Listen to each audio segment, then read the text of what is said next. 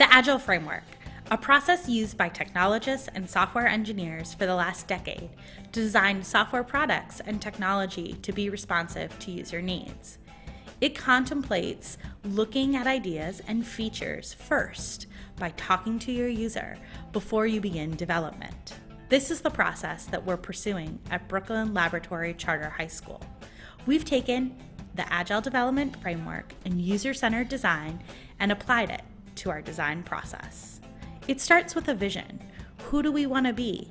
What do we think our users need? Then we begin to develop features, which speak to what complexities might be in our model. How would students encounter their day? We then create user stories. This takes many ideas from the organization and implements them through a transformation team. What does the transformation team do? They understand our current structure, our current process, and our current culture. And then they begin to ask the question, why? They help define our values, our purpose, our principles. They think about behaviors, language, relationships, roles, tasks, and work products. This is them translating the why into the how. And then they create a minimal framework. Throughout this process, they're socializing and refining these concepts with our users. In this case, Brooklyn Laboratory Charter School students, teachers, and parents. How do we do this? What is our methodology?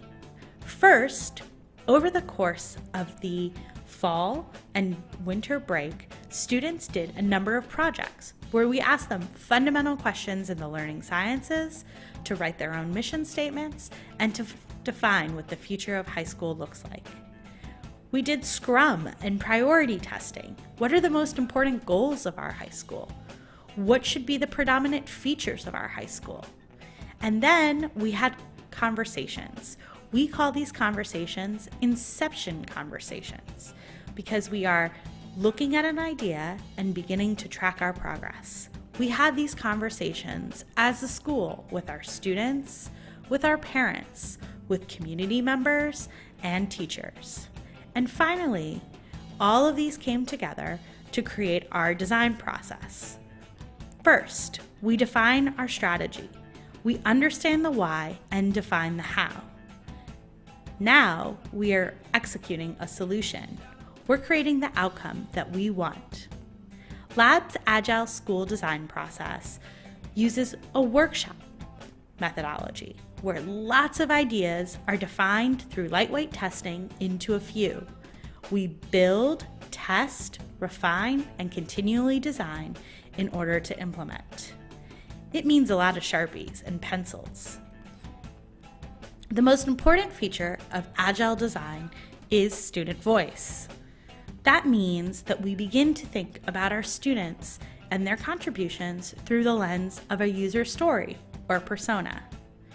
The user story helps shape the solution because it allows us to create sketches, prototypes, and general ideas that are anchored in actual experiences of our soon-to-be students, parents, and even community members.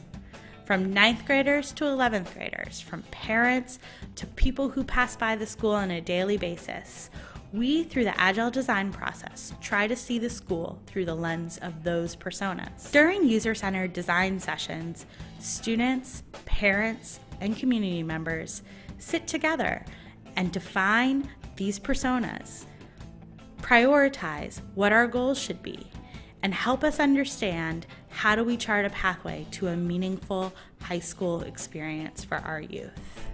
These conversations aren't always easy. It helps us understand as a design team, a transformation team, how to make those trade-offs. It means that sometimes a goal that we think is the most important falls to the bottom of the list. But it's in our ability to be agile, to adapt to our user story, that makes our high school process truly informed by student voice and student choice. But what next? Are we going to continue to use the Agile development framework and user-centered design to steer our development process? Absolutely.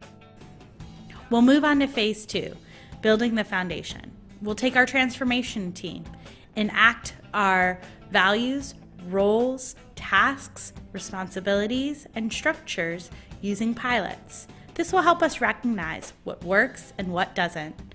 We'll continue to elaborate on our design throughout the foundational stage, moving next into Phase 3.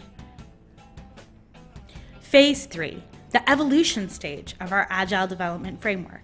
This phase never ends because we're entrepreneurial learners who continue to learn and to strive to improve our systems. That means we fail fast and continue to allow short cycle innovation in our design process. Using our framework, we'll launch our high school in 2017, continuing to evolve the process, constantly looking at user-centered design as oversight in whether our ideas are falling flat or working for our students. Then we'll transfer our ownership to our students, our teachers, and our parents, making this process whole. This is the evolution phase. Agile-centered design is not a process that ends. It continues throughout the short, mid, and long term. This approach allows us to design a high school that's open to dynamic feedback, that puts students at the center of their own learning and at our design process. We design with the end user in mind. Our process means that our design will resonate for the 21st century high school student.